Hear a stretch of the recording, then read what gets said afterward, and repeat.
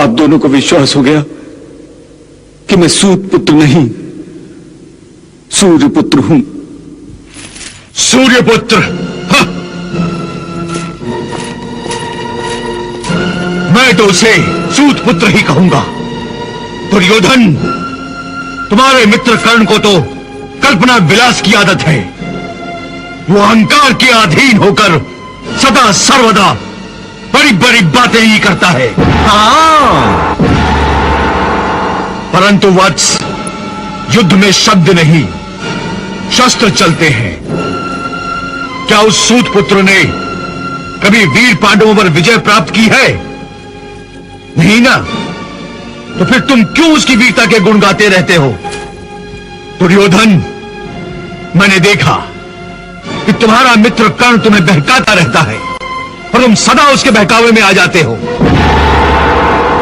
परंतु तुम्हें अपने पिताओं पर अधिक विश्वास होना चाहिए। दुर्योधन, यदि तुम्हें मेरी वीरता, मेरी निष्ठा पर तनिक भी संदेह है तो तुम निसंकोच अपने मित्र कर्ण को सेनापति बना सकते हो। मुझे कोई आपत्ति नहीं है।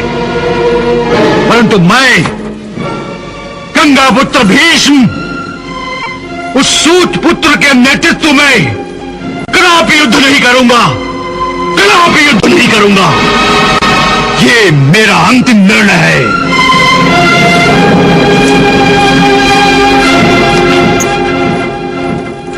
पितामह जानते हैं कि उनकी हट चलेगी, इसीलिए उन्होंने मेरे नेतृत्व में युद्ध करने से इनकार कर दिया।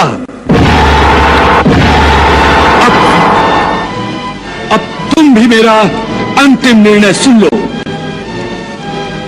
कि जब तक पितामह युद्ध में सेनापति बने रहेंगे, तब तक मैं उनके नेतृत्व में युद्ध नहीं करूंगा।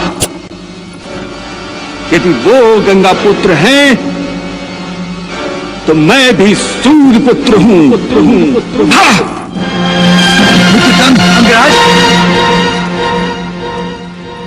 आज हम पितामह की वीरता और उनकी निष्ठा पर पूर्ण विश्वास रखते हुए उनके मजबूत कांधों पर कौरवों की सेना के सेनापति का उत्तरदायित्व रखते हैं। कुल गुरु कृपाचार्य,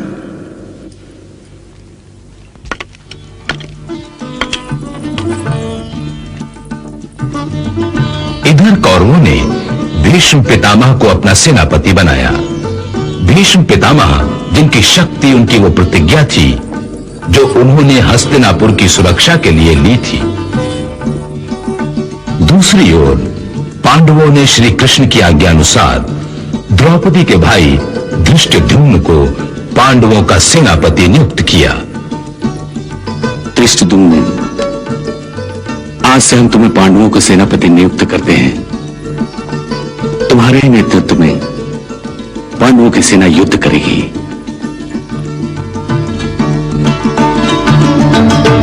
जो आज्ञा महाराज। धृष्टद्युम्न को सेनापति बनाने के निर्णय से द्रौपदी के पिता महाराज द्रुपद बहुत प्रसन्न हुए।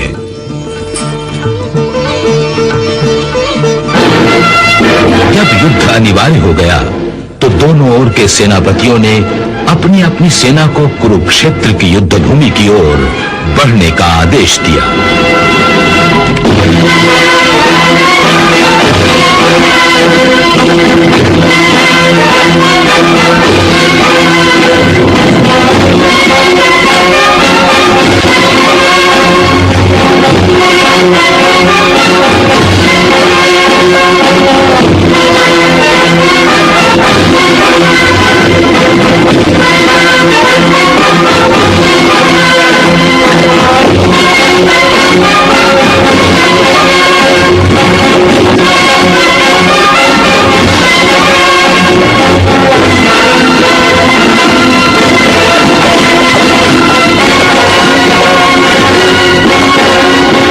पितामह भीष्म कौरव सेनापति अपनी समस्त सेना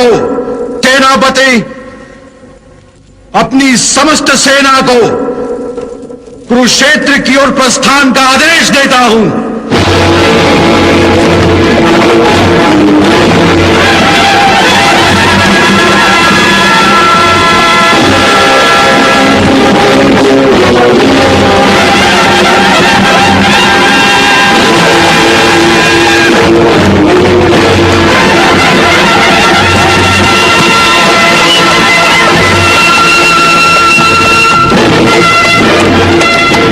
महाभयंकर युद्ध को टालने का हर प्रयास जब विफल हो गया तो दोनों ओर की सेनाएं आखिर महाविनाश की ओर बढ़ने लगी। घुड़सवार, पैदल और हाथी दल युद्ध भूमि में पड़ाव डालने के लिए बढ़ते जा रहे थे। योद्धाओं की संख्या को देखकर यूं लग रहा था जैसे कुरुक्षेत्र में योद्धाओं की बाढ़ आ गई थी जिसने सारी युद्ध भूमि को ढक लिया था। इस महाविनाशकारी युद्ध को रोकने का हर प्रयास किया गया था, परंतु मनुष्य चाहे जो करे, विधि ने जो घटना निश्चित कर दी है उसे कोई नहीं टाल सकता। विधि का विधान ऐसा ही है।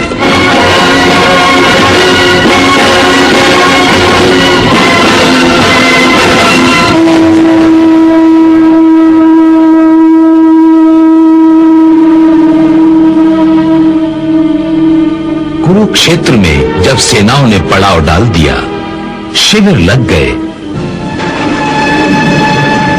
युद्ध से पूर्व की उस अंतिम रात को कौरवों और पांडवों के शिविर में दोनों सेनाओं के प्रमुख सर जोड़े बैठे थे। सभी कल आरंभ होने वाले युद्ध की मंत्रणा कर रहे थे, युद्ध नीति तय कर रहे थे, युद्ध के दांव पेंच तय कर रहे थे।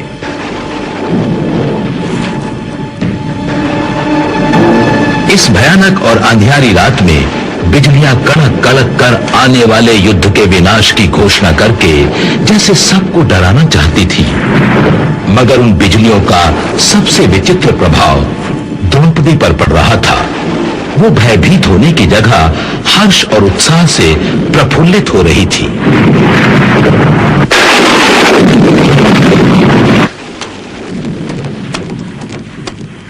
द्वारिकाधीश की जय हो।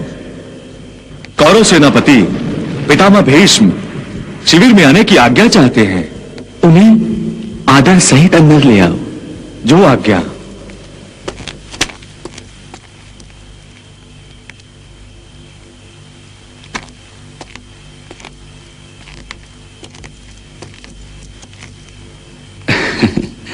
द्वारिकाधीश प्रणाम। प्रणाम पितामह। पधारिए, आसन ग्रहण कीजिए।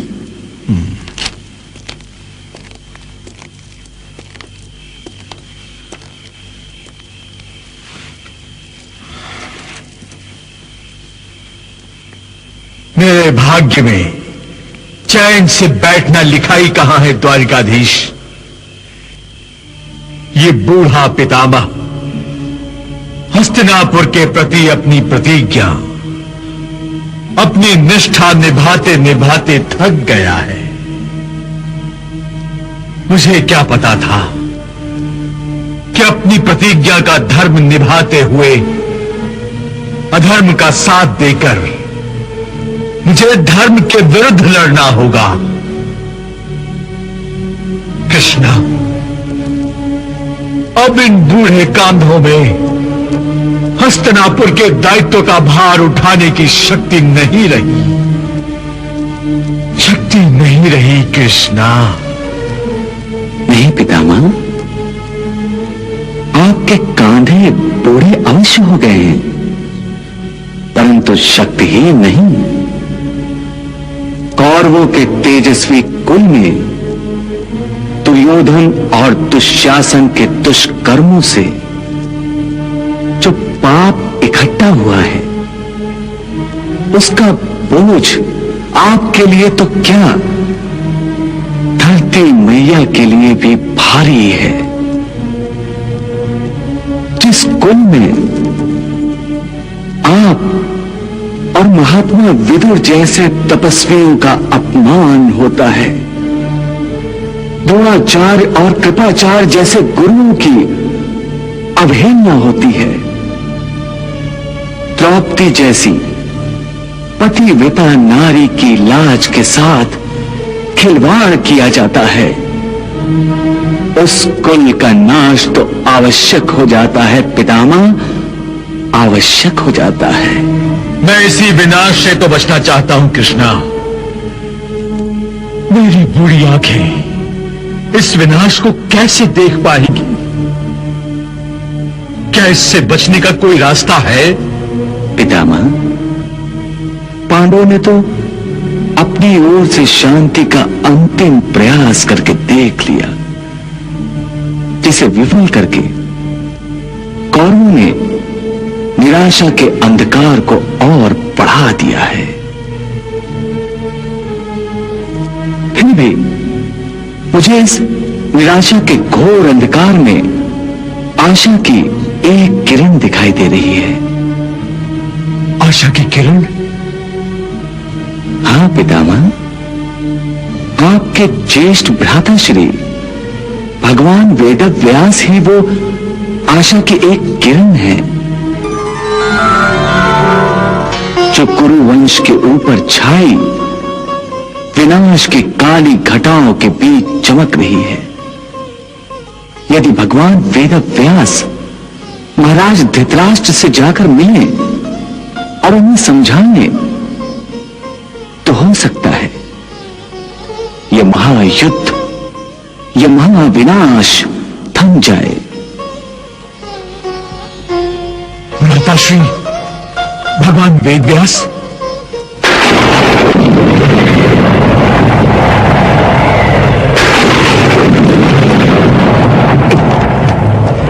तातश्री प्रणाम। तातश्री आयुष्मान भव। विराजिए तातश्री।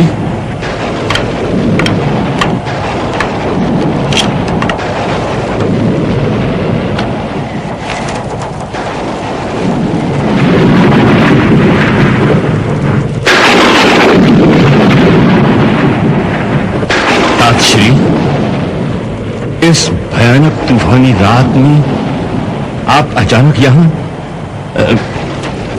सब कुशल तो है? कुशल ही तो नहीं है, कुशल ही तो नहीं है महाराज धृतराष्ट्र। चारों महासागरों में प्रलय जैसा तूफान आया हुआ है, जिनकी प्रलयकारी लहरों को देखकर साधारण मनुष्य की धड़कनें बंद हो रही हैं। कैलाश, मंदार, हिमगिरी आदि पर्वतों से विचित्र और भयंकर आवाजें सुनाई दे रही हैं। तपस्वियों, ऋषि मुनियों का कहना है कि यह अशुभ संकेत है। अशुभ संकेत? हाँ, अशुभ संकेत। और यही अशुभ संकेत जो तुम्हारे अंतर्चक्षु देखकर भी अनदेखा कर रहे हैं, और मैं तुम्हें दिखाने आया हूं। धृतराष्ट्र, तुम जानते हो ना, कल से कुरुक्षेत्र में महायुद्ध आरंभ होने वाला है। जानता हूं, और यह भी नहीं जानते कि इस युद्ध के कारण यह भूमि सैकड़ों राजाओं, हजारों योद्धाओं का रक्त प्राशन करेगी। भीषण संहार होगा धृतराष्ट्र, भीषण संहार होगा। धृतराष्ट्र, युद्ध से पहले की अंतिम रात है, और इस गंभीर और भयानक रात के अंधेरे में बिजलियां तड़प तड़प कर आने वाले कल के महाविनाश की झांकियां दिखाने की चेष्टा कर रही है। तातश्री, अच्छा है कि मैं अंधा हूं, अपनी आंखों से इस महाविनाश को देख भी नहीं सकता।